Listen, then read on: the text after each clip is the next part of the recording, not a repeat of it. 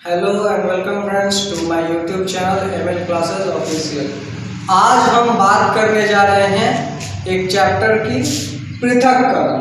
अब पृथक्करण क्या होता है तो देखिए, मैंने आपको डेफिनेशन लिख के यहाँ पर दिखाया है। पृथक्करण मिश्रित पदार्थों को अलग अलग करने की प्रक्रिया को पृथक्करण कहते हैं। इसका मतलब कि जो भी हमारे मिक्सचर होते हैं यानी मिश्रित पदार्थ होते हैं, जैसे कि मान लीजिए चावल में कंकड़ हो, पानी में बालू मिला हो, या फिर ऐसे जो भी मिश्रित पदार्थ हैं, मान लीजिए जैसे शरबत हो उसमें भी पानी और चीनी मिले होते हैं, तो इन चीज़ों को अलग अलग करने की प्रक्रिया को ही हम पृथक्करण कहते हैं।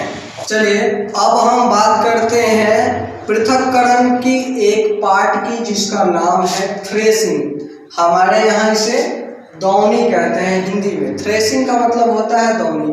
अब थ्रेसिंग क्या होता है, देखिए जो भी जैसे फसल होते हैं हमारे यहाँ, मान लीजिए गेहूँ, तो उस फसल को ना, उससे गेहूँ को अलग करने की जो प्रक्रिया यूज होती है, इसे हम लोग थ्रेसिंग अर्थात दौनी कहते हैं। आप देखेंगे इस प्रक्रिया से हम लोग फसल से अनाज को अलग करते हैं, एवं इस प्रक्रिया में उपयोग होने वाली जो मशीन होती है, जिस मशीन से हम इस प्रक्रिया को करते हैं, उसे हम थ्रेसर कहते हैं। ठीक है, ये तो हुई नई जनरेशन की बात। आजकल हमारे पास बहुत से उपकरण हैं, बहुत से मशीन हैं जिनसे हम इस प्रकार के काम को करते हैं। जनरली आजकल हमारे यहाँ थ्रेसर का उपयोग होता है, जो कि एक ट्रैक्टर के साथ अटैच होकर होती है। तो इससे क्या होता है कि हम लोग आसानी से चीज़ों को कर पाते हैं। पर प्राचीन काल में, पहले आज से 100 साल 150 साल पहले आप समझिए, तो जब इन सब मशीनों का मतलब कि आविष्कार नहीं हुआ था, तब हम इसे कैसे करते थे, तब हम दौनी कैसे करते थे। देखिए, तब हम दौनी यानी कि थ्रेसिंग बैलों की सहायता से करते थे। मैं आपको बताता हूँ। देखिए यहाँ पर जैसे कि हम एक खूंटे से, मान लीजिए ये खूंटा हो गया, इससे हम बैलों को बांध देते थे रस्सी की सहायता से। मान लीजिए यहाँ पर हमारे बैल हो गए, ठीक है। अब बैल जब भी इससे मूव करेंगे, जब घूमेंगे, तो इसके इर्द गिर्द आप देख सकते हैं एक वृत्ताकार रास्ता बन जाएगा। ठीक है, तो क्या करते थे कि अनाजों को यानी गेहूं को जब वो पौधे में लगे होते थे, उन्हें इन रास्तों पर बिछा देते थे। ठीक है, तो बैल जब चलते थे तो उनके पैर जो नीचे तलवे होते हैं उनके, वो बहुत ही हार्ड होते हैं, मजबूत होते हैं। तो उनके पैरों से कुचलकर वो सारे अनाज जो होते थे टूट जाते थे। ठीक है, उससे पौधे अलग हो जाते थे टूट टूट के, और गेहूं थोड़ा सा हार्ड होने के कारण वो अपने मतलब कि जो खोल होते हैं उसके, उस खोल से बाहर आ जाते थे टूट टूट के। तो इससे हम लोग क्या होता था कि अनाज अलग कर पाते थे, लेकिन फिर भी उसमें बहुत से भूसे रह जाते थे। उसमें जो भूसा होता है वो रह जाता था, इसलिए पूरी तरह से साफ हम नहीं कर पाते थे। अब इससे रिलेटेड थ्रेसिंग से क्या है, हम लोग पूरी तरह से अनाज को साफ नहीं कर पाते। अनाज को अलग तो कर लेते हैं, पर उसमें भूसा लगा रहता है। अब उसको साफ करने के लिए कौन सा विधि उपयोग करते हैं, आइए अब हम इसके बारे में जानते हैं। अब हम बात करते हैं दूसरी प्रक्रिया की, जिसे हम लोग ओसाना कहते हैं। अब ओसाना क्या होता है, देखिए इस प्रक्रिया से हम लोग सामान्यतः अनाज से भूसे को अलग करते हैं। मैंने अभी आपको बताया था कि थ्रेसिंग से पुराने जमाने में हम लोग, या फिर अभी भी जो मशीन है उससे काम करते हैं, पर थोड़े बहुत भूसे अनाज के साथ मिल ही जाते हैं।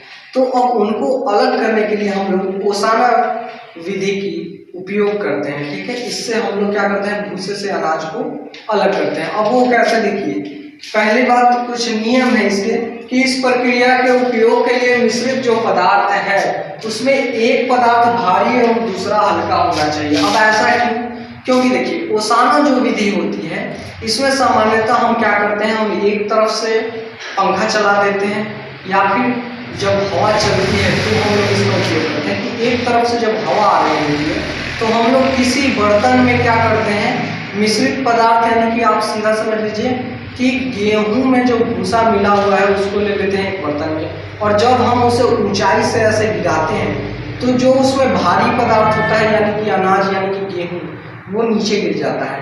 लेकिन जो इसमें भारी पदार्थ होता है यानी कि भूसा, तो वो हवा के बहाव की वजह से थोड़ा सा दूर गिरता है। इस तरह से भूसा अलग गिरता है और अनाज अलग गिरता है और दोनों ही पदार्थ अलग अलग हो जाते हैं। इससे हम लोग आसानी से अलग अलग कर लेते हैं। इसका नोट वाला बात यही है कि दोनों पदार्थ अलग अलग होने चाहिए, अर्थात एक भारी और दूसरा हल्का होना चाहिए, तभी यह प्रक्रिया काम में आती है। अब हम बात करते हैं पृथक्करण के तीसरे पॉइंट की, जिसे हम लोग थिराना कहते हैं।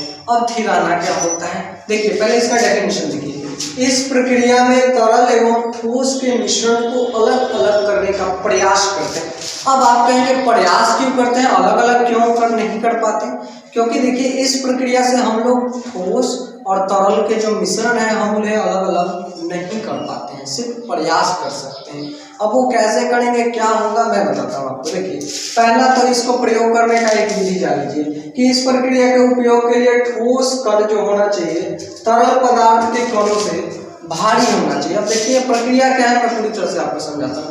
आप यूँ समझ लीजिए कि जैसे एक गिलास में पानी है जो कि तरल पदार्थ है और उसमें थोड़ा सा बालू डाला हुआ है, यानी कि जो ठोस पदार्थ के कण है। अब देखिए अब इसे हम लोग अलग अलग कैसे करेंगे, तो मैंने आपको बताया कि इस प्रक्रिया से हम लोग इन्हें अलग अलग नहीं कर पाएंगे, ठीक है, पर हम लोग क्या करेंगे, उन्हें अलग करने का प्रयास जरूर करेंगे। कैसे, अब देखिए हम लोग को करना कुछ नहीं है। इस प्रक्रिया में ये होता है कि जो कण मिले होते हैं वो तो पूरे पानी में मिले हुए, पूरे जल में, पूरे तरल पदार्थ में मिले हुए। तो क्या करना है हमको, इसका नाम थिराना इसलिए है क्योंकि बस उसे स्थिर रख देना है।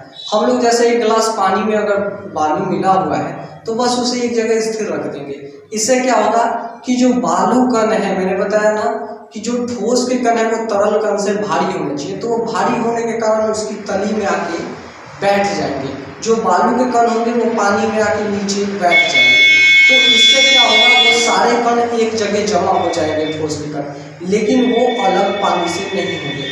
तो अब अलग कैसे होंगे, अलग करने के लिए हम एक दूसरा विधि प्रयोग करते हैं। इन्हें अलग अलग करने के लिए दूसरा एक विधि प्रयोग करेंगे जिसे हम लोग निथारना कहते हैं। अब बात करते हैं निथारना की। अभी देखिए जैसे मैंने आपको थिराना में बताया कि ठोस के कण तरल पदार्थ में मिले जब होते हैं तो उसे जब हम स्थिर रख देते हैं तो ठोस के कण नीचे तली में बैठ जाते हैं।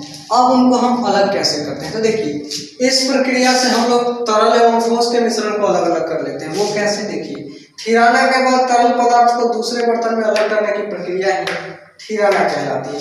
अब ये कैसे होता है मैं आपको समझाता हूँ। देखिए जब हम उसे स्थिर छोड़ देते हैं थिराना के बाद, यानी कि जब ठोस के कण तरल में नीचे बैठ जाते हैं, तो ये तो थिराना हो गया। अब हम सिंपल यूँ समझिए, जैसे एक गिलास में मिश्रित पानी है और उसमें बालू है और दूसरा बर्तन खाली है, तो हम लोग उसे छन्नी के मदद से जब दूसरे पदार्थ में तरल पदार्थ को, यानी कि पानी को, जब पानी में बालू मिश्रित है तो जब हम लोग ऐसे निकाल लेते हैं तो क्या है, तरल पदार्थ इसमें हम निकाल लेते हैं अलग छन्नी की मदद से, और ठोस पदार्थ और थोड़ा सा पानी जो बच जाता है हम लोग दूसरे में छोड़ देते हैं, तो हमारा साफ पानी अलग हो गया और ठोस पदार्थ अर्थात बालू का कण में अलग अलग हो गया। तो इस प्रक्रिया से निथारना से क्या करते हैं हम लोग, सिंपल है, बस दूसरे बर्तन में तरल पदार्थ को निकाल लेना है, तो ठोस और तरल ऐसे अलग अलग हो जाते हैं। तो यह प्रक्रिया निथारना कहलाती है। अब हम बात करते हैं पृथक्करण के 5वें नंबर पॉइंट की, जिसका नाम है छानना। अब छानना क्या है, देखिए इस प्रक्रिया में हम लोग ठोस एवं तरल के मिश्रण को जालीनुमा छन्नी की मदद से छानकर अलग अलग कर लेते हैं। अब देखिए हम क्या करते हैं, आप यूँ समझिए, मैं आपको एक एग्जांपल देता हूँ। जैसे हम लोग हर दिन डेली लाइफ में सब कोई चाय पीता है। अब देखिए चाय में जो हम लोग चाय पत्ती डालते हैं वो क्या है, एक ठोस पदार्थ है, और चाय में दूध और पानी जो भी डालते हैं वो क्या है, एक तरल पदार्थ है। तो आप समझिए हम क्या करते हैं कि जब वो चाय बन जाती है तो फिर क्या करते हैं, एक छन्नी की मदद से, जालीनुमा छन्नी होती है, आप उसे देखेंगे उसमें कुछ इस प्रकार की जाली होती है, ठीक है। तो हम लोग जालीनुमा छन्नी की मदद से जब ऐसे छानते हैं तो जो ठोस पदार्थ होते हैं वह इस जाली में फंसकर छन्नी में ही रह जाते हैं और तरल पदार्थ छन्नी के आर पार हो जाता है। तो इसके लिए भी एक कंडीशन है कि जो ठोस का पदार्थ होना चाहिए, यानी कि जैसे चाय में जो चाय पत्ती होती है तो वह ठोस पदार्थ इस जाली के जो भी खांचे हैं इनसे बड़े बड़े होने चाहिए वो, ताकि वो इसमें फंस सके। अगर वो इन जाली के जो खांचे हैं अगर उनसे वो छोटे होंगे तो फिर वो भी आप पर निकल जाएंगे। ठीक है, तो ये एक कंडीशन होती है। बाकी आप सीधा समझिए कि एक छन्नी होती है जालीनुमा, जिसकी मदद से हम लोग क्या करते हैं कि ठोस और तरल के मिश्रण को छानकर अलग अलग कर लेते हैं। अब हम बात करते हैं पृथक्करण चैप्टर के 6 नंबर पॉइंट की, जिसे कहते हैं चुनना। देखिए, इस प्रक्रिया में हम पदार्थों को अपने हाथों या मशीनों की सहायता से चुनकर अलग अलग करते हैं। देखिए, यह जो प्रक्रिया है इसे प्रयोग में लाने के लिए हमें जो पदार्थों के आकार चाहिए होते हैं वो कम से कम इतने बड़े हो सके जिन्हें हम आसानी से खुली आंखों से देख सके, जिन्हें देखने के लिए हमें लेंस या फिर सूक्ष्मदर्शी का प्रयोग नहीं करना पड़े। अब समझिए, प्रत्येक दिन हमारे घरों में भोजन बनता है जिसमें अनेक प्रकार के व्यंजन बनते हैं। जैसे कि एक व्यंजन हम लेते हैं चावल, इसमें जो होते हैं अपशिष्ट पदार्थ के रूप में कंकड़ होते हैं, तो इन्हें जब हम अलग करते हैं तो हाथों से चुनकर अलग करते हैं। यह प्रक्रिया जो होती है यह चुनना कहलाती है। इस प्रक्रिया में हम सिंपली हाथों से या फिर मशीनों की सहायता से चुनकर अपशिष्ट पदार्थों को और शुद्ध पदार्थों को अर्थात दो पदार्थों को अलग अलग कर लेते हैं। अब हम बात करने जा रहे हैं पृथक्करण चैप्टर के 7वें नंबर पॉइंट की, जिसे वाष्पीकरण कहते हैं। इस प्रक्रिया में हम पदार्थों को गर्म करके वाष्प के रूप में अलग अलग प्राप्त करते हैं। यह जो प्रक्रिया है हम तब प्रयोग में ला सकते हैं जब एक पदार्थ वाष्पित होने वाला हो तथा दूसरा पदार्थ वाष्पित नहीं होने वाला हो। जैसे आप समझिए, हम शरबत लेते हैं। शरबत क्या होता है? चीनी और पानी का घोल होता है। जब हम उसे गर्म करते हैं तो पानी वाष्पित होने लगता है, जिसे हम पाइप की सहायता से दूसरे बर्तन में अलग प्राप्त कर लेते हैं और चीनी उसी बर्तन में रह जाता है। इस तरह चीनी और पानी दोनों ही अलग अलग हो जाते हैं। अब हम बात करते हैं पृथक्करण चैप्टर के 8वें पॉइंट की, जिसे कहते हैं क्रोमेटोग्राफी। अब क्रोमेटोग्राफी क्या है? देखिए, पहले इसका हम प्रयोग किस लिए करते हैं? इस प्रक्रिया से रंगों या औषधियों को अलग अलग करने के लिए हम प्रयोग करते हैं। अब इसकी प्रक्रिया क्या है आप समझिए। प्रक्रिया क्या है?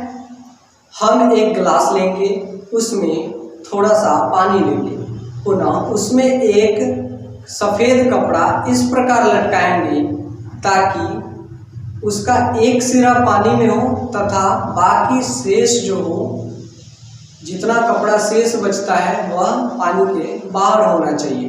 अब जो हिस्सा पानी के बाहर है हम उस पर एक बूंद स्याही लगाएंगे और इसके बाद देखते हैं क्या होता है। जैसे ही हम लोग एक बूंद स्याही लगाते हैं बाहरी वाले हिस्से पर, तो धीरे धीरे जैसे जैसे पानी ऊपर चढ़ता है तो क्या होता है कि पानी जैसे जैसे ऊपर चढ़ता है और जैसे ही जहां हमने स्याही लगाई थी वहां तक पानी पहुंचता है तो स्याही अपने अलग अलग रंगों में बंटने लगता है, अर्थात विभक्त होने लगता है। गहरा रंग जो होता है, हमने जहां स्याही लगाई थी गहरा रंग वही रहता है और आप देखेंगे धीरे धीरे बाहर रंग फैलने लगता है और हल्का होते जाता है। तो इस प्रक्रिया को क्रोमेटोग्राफी करते हैं। आपको यह वीडियो कैसा लगा अपनी राय कमेंट बॉक्स में जरूर दें। वीडियो को ज़्यादा से ज़्यादा शेयर करें ताकि हमें और भी मोटिवेशन मिले। अगर पसंद आए तो वीडियो को लाइक करें और ना पसंद आए तो डिसलाइक करें।